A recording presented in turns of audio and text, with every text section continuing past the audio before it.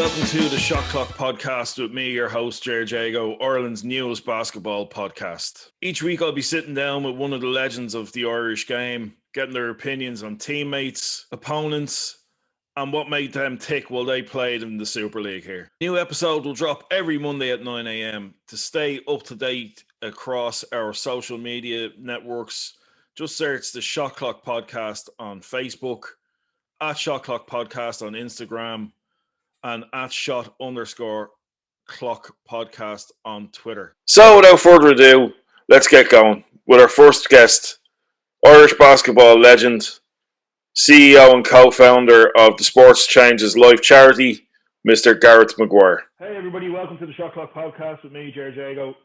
Today's guest is somebody I've looked forward to interviewing from the minute I set up the podcast. Somebody who I first met as a snotty-nosed 15-year-old in Dungarvan. Somebody I had a dunk competition against a long, long time ago as well. One of the legends of Irish basketball, synonymous with Northern basketball, now doing great things with his Sports Changes Life Victory Scholarship program. The one, the only, Gareth Maguire. Welcome to the podcast. Thank you so much for having me and a lovely introduction. No, it's an absolute pleasure to be here, so thank you. No problem. Look, first things first, how are you? How are the girls? How's the family? How are you finding this weird time? We're all doing great. We're all doing what you can do, really. You know, we're very lucky. We're, thank God, you know, we're lucky. You know, you have to every day you got to count your blessings and be grateful, and we're certainly grateful. You know, we've got a house, we've got food on the table. You know, the electricity's on, the water's running, and there's lots of people who don't have that. So when you start at that point, you know, so we're very lucky, and we're very lucky we've got each other. Erin's still here. As you know, the two girls are in Texas going through a traumatic situation in Texas at the minute. Absolutely. You know, they've no electricity, they've no water. And it's funny, when I first heard about it, I heard them moaning about it. I said, just get into a cold shower. And then I realized there's no water. There's actually no water. So no sympathy from their dad, you know. But no, listen, we're doing good. Thank God. We're great, and just very grateful for the simple things where we can go for walks, you know, down by the shore, and we're lucky we live outside the city. So we're just lucky, and we're very grateful for that. We don't take that for granted. We're thankful every day for that. And being thankful, I think, is the thing that gets you through this, for the simple things, not the fancy things. Absolutely. Completely agree with you. And I just want to say, first and foremost, your videos every day that you're posting on Instagram, they've been getting me through the hard times as well. Just hearing that voice and hearing you laugh. Well, it's funny. I saw you posted a few things, and I did. You know, let's have God love you. You reached back to me, and I did reach out to you because everybody's gone through really weird times during this, and some days it's very heavy, and you really have to look in your inner self to see how you get through it. You know, and it's my motivation in basketball always has never been, you know, it's not been the winning of stuff. It's been around people. It's been, you know, yes. So we'd have liked to have won a few more things, that's for sure. But to me, it's about being around good people. And when you see friends who are maybe going through a bit of a turn, or because everybody has bad days. Everybody has bad days, no matter who you are. You have bad days, and it's important that people just reach out. Absolutely. So we'll get started with the actual questions. So you started off your National League, Super League career with St. Galls, moved on to Star to Sea, a quick trip back to Galls, and then finished up your career with UUJ, or Ulster Elks as they were. Yeah. Let's go back to the very start. Who, what, or why inspired Gareth Maguire to pick up a basketball? Well, listen, it's a really good question. I played a lot of sport when I was a kid. I was very lucky. Hence the reason I run an organisation called Sport Changes Life. I lived in a very, you know, violent background, very, very difficult place to live, Belfast.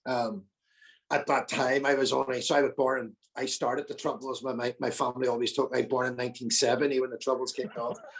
And it was a very difficult time. And young fellas like me, many of my friends, you know, went down a different road.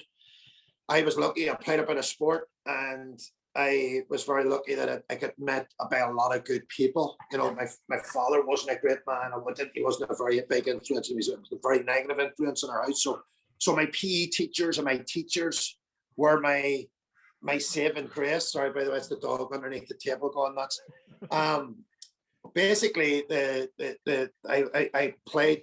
I went to St. John the Baptist, and then I went to La Salle, and I met Danny Fulton in the gym, and I was obviously pronounced as this kid. I was this tall when I was in primary school. I was a big kid when I was younger. I played soccer for all the teams, and I loved football. The problem with football was it was very sectarian here in the north. I mean, it was very violent. We won numerous competitions with all my teams, all my school teams. The problem was that you would be violently attacked when you were leaving the pitches, or you would be violently attacked on the pitches. You'd be verbally abused on the pitches. You were not. It was not a very friendly environment, and I was a big soft kid, so I wasn't going to start fighting with you. I'd probably start crying if you shouted at me. But it was just a very difficult time, and I ended up getting introduced to Danny Fulton, and it was over those few years, I ended up getting introduced because I was playing a bit of Gaelic football for St. Gall's GA club. Got to open the door here. Give me a second. This bloody dog does my head.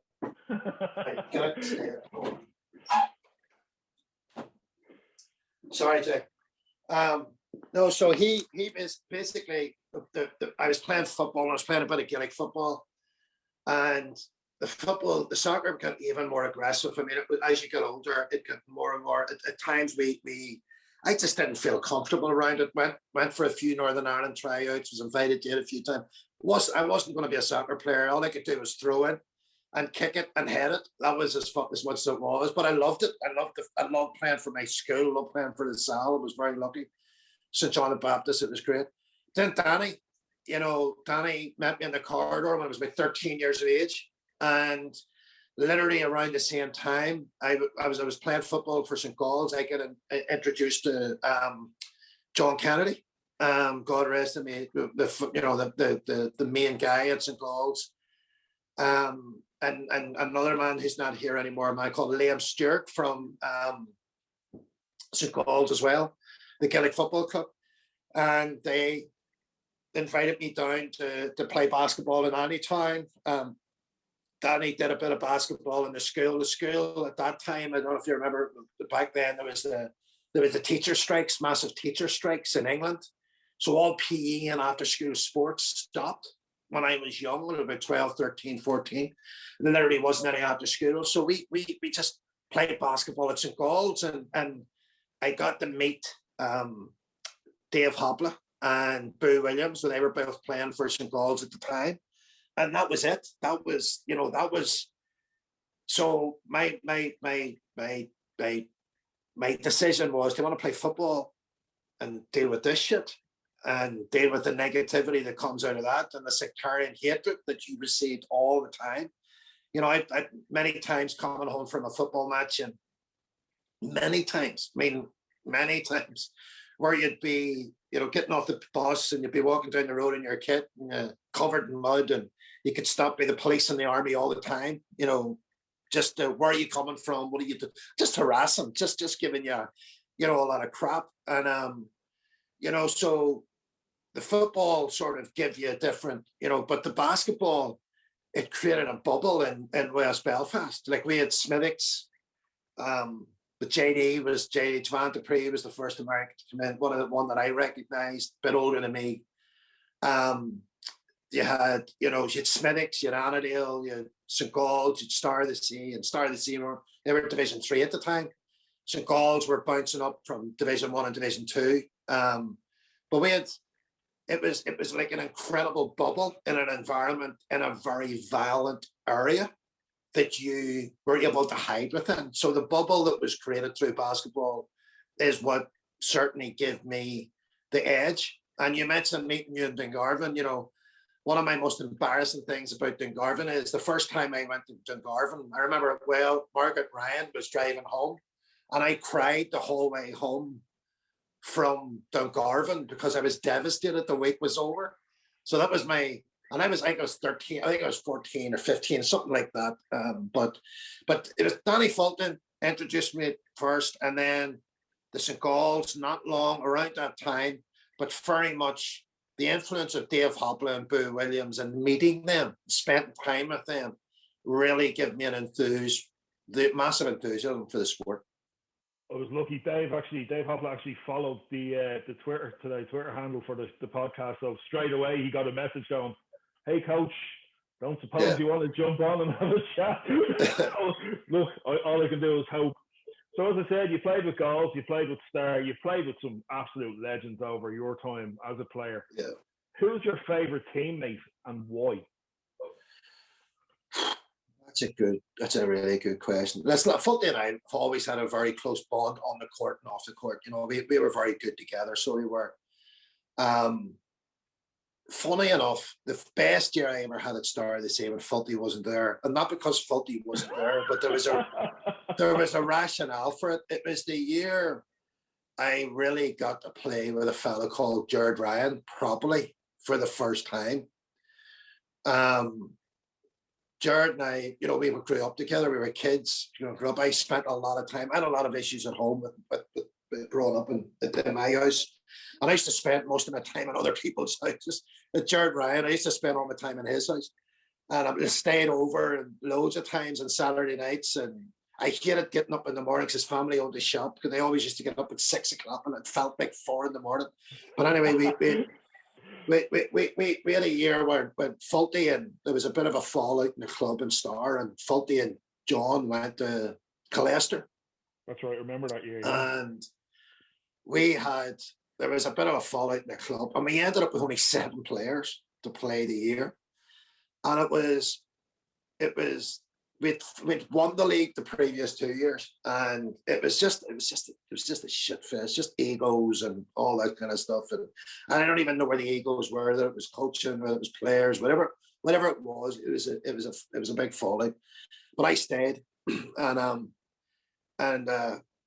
I stayed. I had a young family. I wasn't going anywhere as well. And we lost the first 4 games. And it was just awful. And Gabe was on that team. Was Gabe there?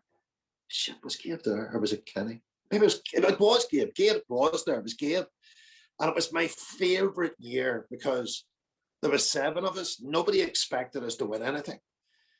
We had just won the league. So do you remember at that time the games were live on TV on TG3 or something? Yeah. So we were the showcase game the whole year. And we turned up the games with 7 players. And we lost the first 5 and then won every game after that until it was shut down for foot and mouth. Remember, it was the year with foot and mouth disease. It shut everything down. I do remember that. Yeah. So Jared Ryan and I, we had the best. I mean, some of the games, him and Ewan McGrattan, they were phenomenal. They went out and shot huge amounts of buckets. We went into Neptune to play Denny at the time, and I'm not sure it was Denny. And TV guy comes up, he says, "Gareth, where's the rest of the team?" I said, "There's been a car accident up the road. The rest of them will be down soon." So he ended up with 2 players and the coach sitting on the bench. I mean, we didn't look right, you know. But we won by like 30 points. We blew them out of the gym. It was unbelievable.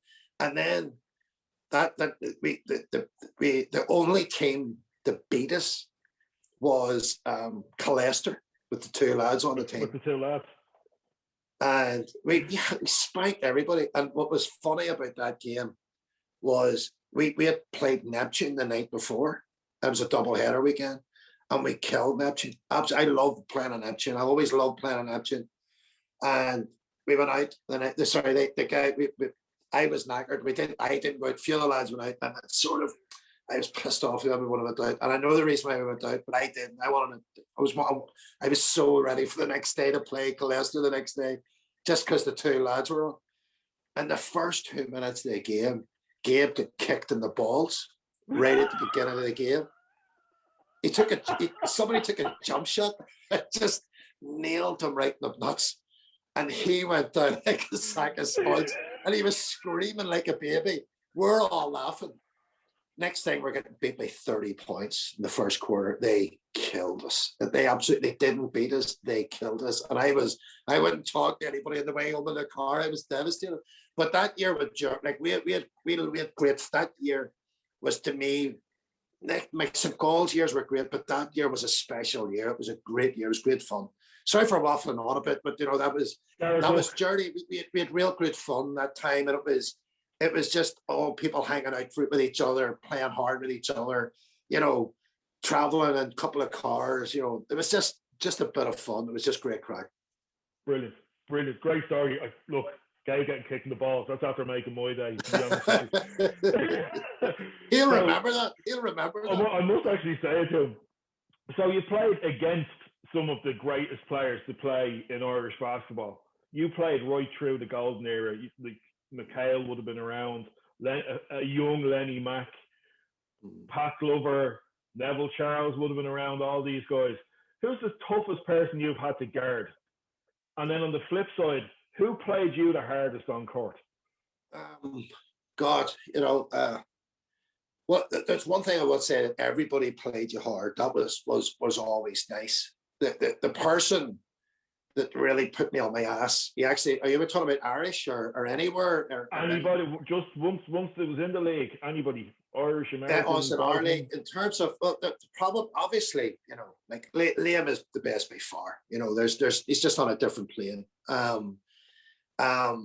There are special athletes, that you come across and Liam definitely would have been on that plane. There was no doubt. We one of the many cups that we lost, the two players that I respected most in the game, and the third, my opinion is, and that's even, with some of the talent that they've referenced, the later years, to me would be, Tom, Liam, and Seamus Woods. Seamus Woods, I looked at that list of players. Seamus Woods would no comparable from Seamus, and he's up there with those two by a mile. And that's a lot of people say about Colin. Colin, phenomenal player, definitely. We tried to recruit him. Special athlete. But Seamus Woods will put 50 points on you without you even knowing. And a lot of people don't realise that. People don't realise when they look at the statistics, and because he played in Neptune, I don't believe he got the respect that he deserved, and I played against him a few times, and I thought I did a great job on him, and he destroyed me. We played, and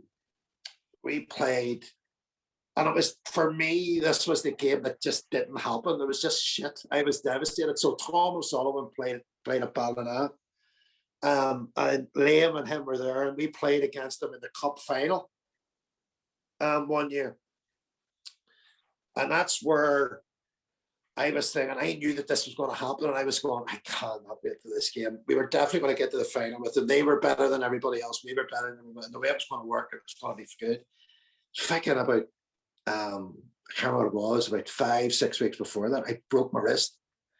No. And I played, well, maybe it wasn't that far back. Maybe it wasn't that early. Maybe it was closer. I can't remember what it was, but it basically played the semi-final against Neptune with a cast on my wrist.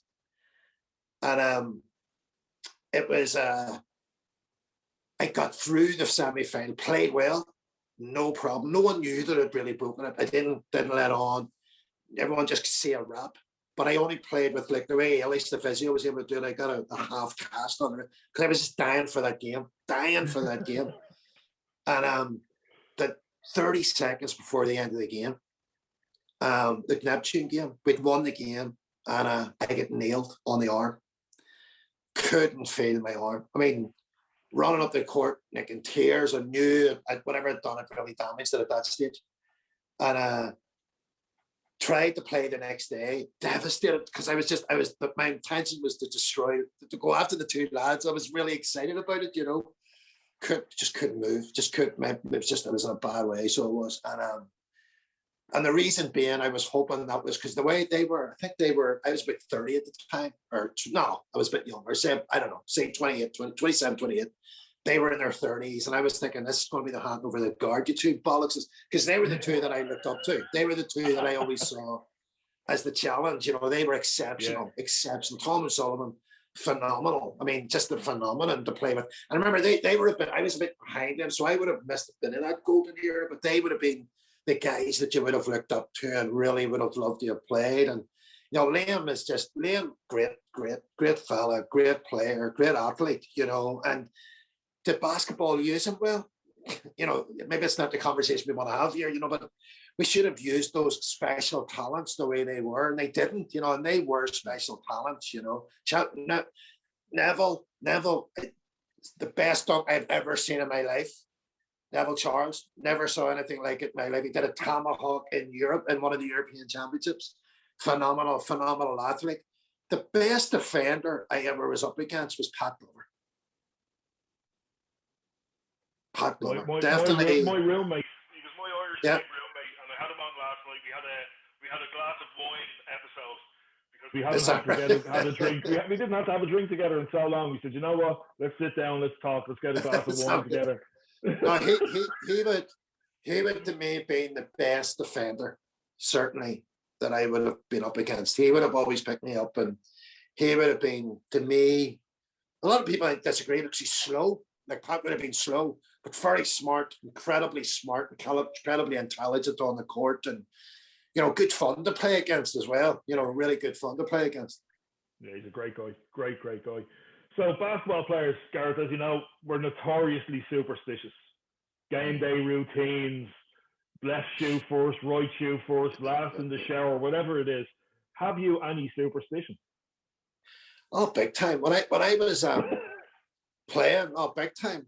A bit of a disaster. And you can tell, ask any of the guys, I would do a workout before the game, harder than the workout probably that I did the week before in practice. I would go to the gym just to try and get rid of my nerves. I was incredibly nervous as a kid growing up, and that certainly followed into my playing career. And I struggled mentally at times to keep out my demons, my fears. I definitely struggled with that. And I used to go on, knowing that everyone was expecting me to perform, and many times didn't. And not making excuses for it, or there's no excuse, because you all have to learn, and you can see with those wee videos, I'm trying to challenge people to tackle those demons and to tackle those issues, but I would have worked out really hard on the day of the game, no matter where it was. I remember driving to Tralee on the weekend that Anna, a couple of weekends before Anna was born, my eldest, and doing a workout, driving down with Kevin Barrett, a good friend who drove them. Many sure it was Kevin that drove us down. Pretty sure it was Kev, drove us down, and I did a workout, went for a run, a really hard run, and I would do that all the time just to get my legs cleaned up. And because Anna was being born, we had to drive right back again. I couldn't stay over that night in Tralee, or maybe it was Killarney. I think it was actually, I'm telling you, it was Killarney. And then the other thing that I would do, I was very nervous all the time when I'd be building up for games. So I'd end up in the toilet all the time, going to, just all the time. It was just sort of very frustrating. And so it would be very much in that. And then I would pray a lot before games. That would definitely be a certain part of the factor. It would have been less to do with my socks, my boots. I always like my socks comfortable. I always like my shoes tight. But nothing, the big thing for me was to get rid of those nerves by working out really hard. Amazing. I know you a long time, and that's the first time I've heard you speak about this. This is, it's all news to me. It's fantastic. Yeah. You like your shoes tight, but what shoes did you like tight? What's Gareth Maguire's go-to shoe? Well, I like the flights. Everybody, when we were there, the Jordans, and I like the flight in terms of the Nikes. I always wore them. I always found them. I'd be the type of guy who would find the pair of shoes that I would like and buy 3-4 pairs of them if I could. I just keep them. And wear them to death. I didn't like changing shoes all the time. I kept it very simple. With socks. It's that when I look back on it, I think it would have helped me more if I had worried less. Changed that routine in terms of what I did before games. I think it would have helped me manage those demons in my mind before we went on to the court. I think same, I can't remember what year it was, but I had a crap injury when I was about 22, 23, 24. I was at the European Championships, and I did very well in a couple of we used to play against scout games. And, I think at that stage I had a fairly solid routine, and I did very well. Did very well at this European Championships, and I got offered a pro contract to go away and play. But I was finishing my teaching degree and all of that kind of stuff, so I made the sensible move, and I decided to stay. But unfortunately, in a game, I had a terrible head injury, which really I was very lucky to get out of it. I ended up in the hospital and all of that kind of stuff. And I think at that point, I lost the vision of a routine in a game, really bizarre, because it unfortunately, I wanted to continue playing. I spoofed about my headaches. I didn't tell on that I was having the headaches, and didn't let on because I wanted to go to the European Championships, because I really wanted to go to the World Student Games. And I stupidly came back too soon. And in Macedonia and at another European Champs, I had a relapse of the reaction in my body. So unfortunately, that whole incident, I feel from that point on, my routine, my game routine, whatever I did, it was uneasy. Everything was uneasy. It just wasn't the same. I said I lost the flow, because I still had some good seasons, still had some good times.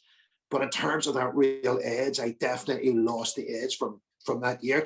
I wasn't allowed to play they stopped me playing. I didn't play for another, nearly 12 months. I didn't play for about 6 to 12. It was a long time because of the relapse, and I wasn't allowed on the court. They wouldn't insure me on the court. And so really rough, really. So the routine, that routine disappeared. Well, Jesus. Sorry for the waffle. Yeah. I'm telling you. No, look, I'm loving it, and I know everybody else is going to love it as well. So, as we said, you played with Galls, Star, Ulster Elks. You played against some of the best players that Ireland and, a lot of the best imports to come into the country. It's you and 4 others going to a pickup game. You and 4, who are we bringing to the gym? Well, I'm just going to let the dog in. Go on. 4, so me and 4, so 5, just 5 players. Just 5 players. It's winner stays on. Winner takes on. Well, firstly, it'll be John Leahy, because he's going to nail everything. Yeah. Like he is, John and I were very close, we got very close. John's quality, special individual. I would have loved to have played with Ricardo Leonard. Loved to have played with Ricardo. He would have been I loved playing against him. He was great playing against. The other ones, for offending people, or I gotta take my buddy Gabe, because we're gonna have fun with Gabe there. Gabe and Rick on one team. I just I wouldn't ever leave him out. And then the other one, obviously, and it sounds awful, I'm picking on Americans, it's a tight one, it's a tough one. You'd have to select, if you had to drop an American, it would be between, because you'd want JD there, because we played so many great years together. True. But then, do you want Fulty there? So you have to think of who would you dump between those two?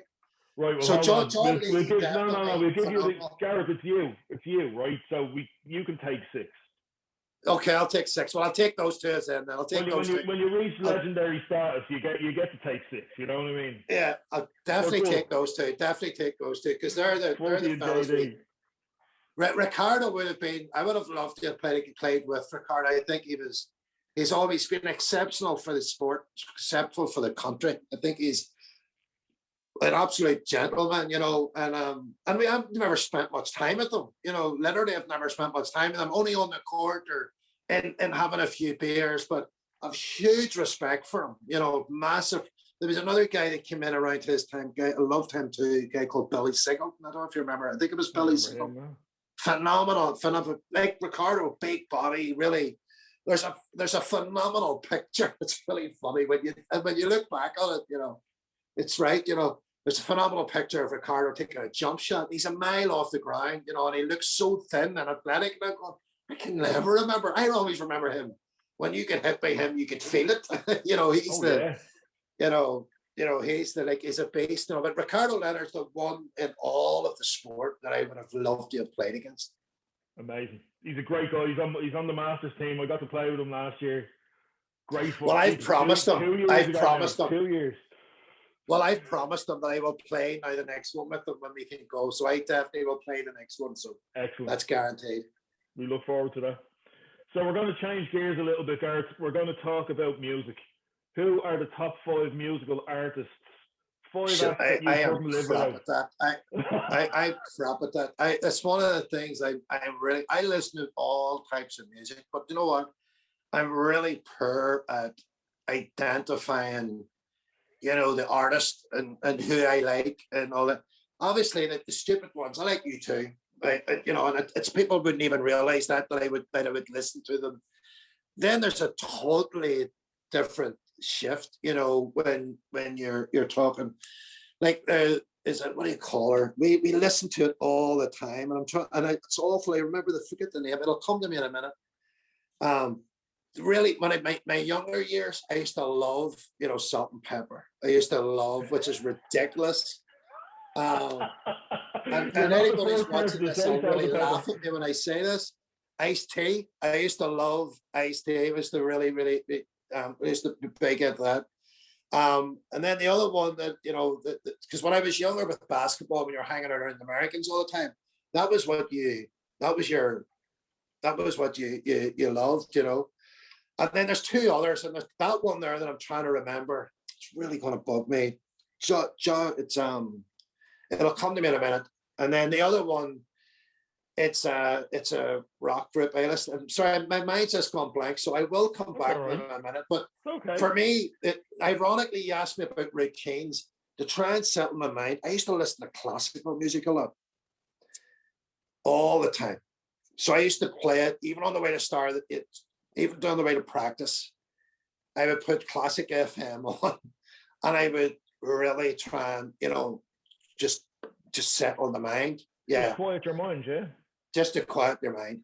And that would have been a very important, journey to even to practice or whatever. There would have been a lot of, and people wouldn't have seen this. I mean, there would have been a lot of anxiety and a lot of issues, in terms of your own, fears and worries and stuff. And it's funny, when you were on the basketball court, you were fine. You get on there, you felt good, but you never had that, that you couldn't let that other stuff go and you never knew what it was. You never knew what it was. You could never control it. But I'm trying to remember the other 2. I will remember the other 2 in a minute as we're talking. No problem. I will remember. They'll come to me. So it's not going to work. Classical music isn't going to work for this question, but you're the DJ. What 3 songs are we warming up to right before kickoff? Listen, I know the tunes. I know the tunes, but you know what? I can't remember the names, and I would have had the same type of, like anybody else, and this is the bizarre nature of me. I listen to music all the time, literally all the time, but I don't get fixated on any one particular piece of music, and I think one of the key things for me was in music. I used music at times, because I wasn't a good handler. I wasn't great with the ball in terms of, it wasn't smooth like a lot of others, but I would have tried to use it to try and get into a rhythm. So I always had earphones on. I was always listening to music, but I'd always put on I would put on an R&B select, a rap select, like. It's funny. I'm going to say this. I'm going to really embarrass myself because it's so pathetic. I can't remember his name. But my favorite, and that's why I couldn't, when you asked me the question, my favorite artist of all time is, what do you call the white rapper? My mind's just gone blank. Eminem.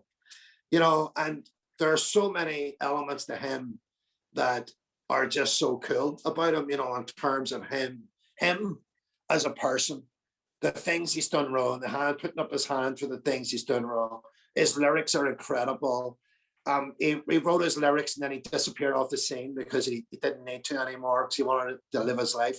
So to those guys, they're special talent. They're different types of people. So, but he would have been a key one for me growing up. My mom didn't like it because it was always bad words and the language at times.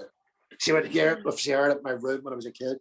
But no, so I wouldn't know the names of a lot of this stuff, but I know, like, the obvious one for me the whole way through my basketball was Jump Around. When it came on in the, you know, in the warm-ups, you loved it. I mean, it used to really get you going, you know. So I wouldn't be a great person with that, you know, with the names of music and the artists.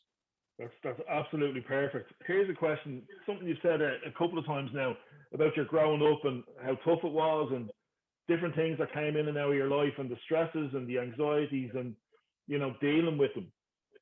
So what advice would you give to a 16-year-old Gareth Maguire if he was sitting right in front of you now, knowing what you know now? What advice would you give that young lad? Yeah, it's a phenomenal question because I'm challenging it every day now with young people. It's what I did when I went into school. Jay, you know, when I was a teacher, you know, the big thing about teaching is it's not about books.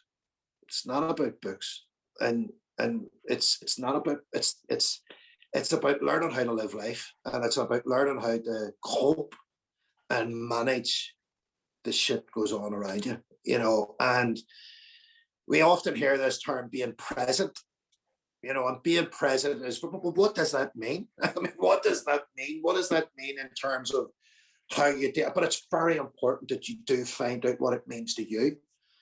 And the biggest thing for me at that age is to believe in myself, or in any young person, to believe in yourself. A lot of people would have seen me as a very confident, you know, and, you know, had my shit together. It was the total opposite. I mean, the total opposite, you know, in so many ways. Huge inferiority in terms of my own academic ability. I was a real CD student. You know, I really struggled academically. But a lot of that came from a real lack of belief in myself. And that would be the number. I'm convinced that, you know, if I look back at my career, I believe I underachieved. The Star of the Sea, our venture was 100% we underachieved. I mean, right across the board. I don't know why as a team, but I know why as an individual, why I did. And, you know, you were growing up as a kid, you were constantly being told that you weren't bright, that you know, you were a bit stupid. You know, it was from your father. You know, there was a constant barrage of negativity around you. And that biggest thing that I tell my daughters, I don't give a shit how good you are. Don't care what your academics are. I just want you to be happy and believe in yourself. After that, everything else will take care of itself. Look, as I said to you, you inspire me every day with your small videos. When I was struggling early on in this lockdown, you were one of the first people to reach out to me to say, just keep going. We've all got your back. You know what I mean? And that gave me that belief that, you know what, if Gareth Maguire is telling me I'm going to be okay, I'm going to be okay. You know what I mean? I'm going to be fine. And we all will be, Jay. It's just what it is. It's dealing with those dark moments, and that's those dark moments is. And it's like I'm trying to, you know, I don't know why I started doing it. I don't know why. I think I started doing it because I was frustrated because I wasn't able to. The foundation's not able to do anything. We've been through turmoil with the Victory Scholarship Program. You know, you can see people that need our help. You can see people are confused. All of those things are dragging people down. But it's all you got to do is, for me, is, and I really believe in this, and I've really taught myself this. It's just quite fascinating. So I've got to let the dog out. I think one of the most important things that's happened to me is that I really can now, you know, 100%. When things are confusing or difficult or whatever, I really now know that I can take a step back in my head, you know, step out of my head, take a step back, and then look in and see what the fuck's going on. I've built a whole range of, you know, lessons that I'm really going to try and put together for people, and I don't know why I started doing this, to be honest. And I think it's the only reason why I'm thinking, because I did it every day for 16 years as a teacher, or, you know, supporting young people. We ended up as a charity getting involved with really difficult kids, really difficult programs, and we run programs up here that really are in the heart of the community. And like I've been talking to, you know, I'd love to bring them to Dublin, love to bring them to different places where you're working with kids who really need that message. Just believe in yourself, you know, and instead of what you can't do or what you're not good at. Just drumming in, you can believe in yourself. You know what? You're 44, I'm 50. I am telling you now, I have nothing stopping me now. Nothing should stop you now. And you'll still have bad days. It's that message to me at 16 years of age. Just believe in yourself. Absolutely fantastic, Art. We're at our second last question, which is, it's going to make you sad that we've got here already. But this is a one that it's going to provoke you a little bit.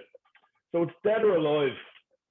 5 dinner guests you'd invite to your house for dinner tomorrow, and it can be friend, family, famous. There's no limits. You and 5 others are going to sit down for a meal. Who are you bringing? Well, as long as you don't tell the government, because otherwise we'll get fined. True. Post lockdown, obviously. Well, yeah. Well, listen, I have a bit of a boast. You'd think in basketball, I'd bring Michael Jordan, but I'd bring his mum. I met his mum at the beginning of COVID for dinner. And she was the most, through a friend, through the most incredible woman I have met. I mean, absolutely fantastic. The second person, I'd bring my mum because I'd love my mum to meet her. So I'd love to bring her back. I'd love those two to meet each other. That's definitely. The others to me would be people that, I feel deserve to be at that table. And I would just love to hear them all talk. Do you know what I mean? So the conversation that I'd be thinking about, that would be their lives, their history. The other people would be people that would be able to poke that. And it would be really confusing who I'm going to talk, people who I think are inspirational. So Elon Musk. Now, what the hell is he in? Trying to think, what's my man? My man's not going to say it. She's going to talk. So I'm trying to think, there's different conversations going on around the table. I would have to have Deirdre. Deirdre would be there and she would be able to keep everybody moving and talking, and it would be really intriguing. And then the fifth one, you're probably going to think, who the fuck am I mad ahead? There's a guy I listen to and I would highly recommend everybody listen to him. And he's not everybody's cup of tea. There's a guy called Gary Vaynerchuk. Gary Vaynerchuk is, to me, is everything I wish my 16-year-old met when I was where I was when I was 16. So He's an inspirational mouthpiece. And that's wrong to call him a mouthpiece. Other people call him a mouthpiece. I think he's a phenomenal character. Gary V's his nickname. They call him. Because he was originally from Russia. And why you would have him at the table, I'd love to hear him and Elon Musk talk. I'd love to hear him talk to Mrs. Jordan because he's a big sports nut. Elon Musk may be left out a wee bit in the cold a wee bit because there's a lot of sports people in those sports. My mother would talk about me all day in sport and tell Mrs. Jordan how much better I was the whole time. So that, you asked me, it's a really good question, and I've pulled that out. And I think those are the people that would trigger in my mind. I would love everybody in the world to meet Mrs. Jordan, the most incredible woman I have ever. Obviously my mother and Deirdre, they're up there, but Mrs. Jordan was an experience that I was very privileged to have with her, and I've tell everybody, this woman is incredible. She really was incredible. Haven't met her again since, but hopefully I will do one day. But that would be my 5. Brilliant 5. Here's a little, add-on. Who's cooking? Are we ordering in? And what are we having? That's an even better one. Listen, if it's Thanksgiving, me and Dave will cook. If it's just ordinary dinner, we're ordering in. There you go. That's fair enough. That's fair enough. There's a great place here. There's a great place here just down the road. It's RV restaurant, it's RV cafeteria. It's really good. We love getting. We tried it the other day. We might try it tonight actually. Great spot. And the reality is, it's just very, very simple food, but it's easy to talk around. That's what food's all about. Yeah. Well, no Chinese or Indians, because you don't know what the rest of them around the table are going to eat. So that would be a nightmare to do. Just keep it simple. Danny Fulton, 2 spuds, veg, and a bit of meat. Keep me right. Gareth, we've reached the end. Unfortunately, look, as I said to you, thank you so much for agreeing to do this. You're an inspiration to many people right now, and me included. The fact that you've even taken time out of your busy schedule to come and do this with me, really, really appreciate it. Love to Deirdre, love to the girls. Stay safe. Mm-hmm. Keep walking the legs off poor Pippin. Yeah. And our last question is, who would you like to see on the podcast? Dave Hopler would be a good one. I think Dave Hopler would definitely. Dave would be a good one, and I'm sure he'll do it. He's a great guy. He's a great guy. But I think Kieran Donaghy is definitely another one you should have on. He's a phenomenal character and inspiration to many. And the true cross, sport guy like Liam, I think if he'd have stayed in the sport, I think he would have went professional somewhere because he had that athletic build and athletic body. But those two, but I think if you get Dave and Kieran, I think they'd be phenomenal, and I appreciate you doing this. The people do appreciate you doing this because it's nice just to speak to a friend and someone you've known for years, and it's lovely to do these things. It's very important for you to do these things and understand you can do these things, and people will appreciate it, and people will appreciate you. So I certainly do. Thanks a million, Gareth. Look, I really appreciate your time. Look after yourself, and I'll talk to you soon. Yeah. So that's the end of our first episode. I hope you've enjoyed it as much as I enjoyed making it, and it's given you a bit more of an insight into the man that is Gareth Maguire. Leave a comment in the section down below. Like and subscribe to our channel. Ring that notification bell so you know when our next episode will drop. In the meantime, this is Jago saying, see you on the court soon.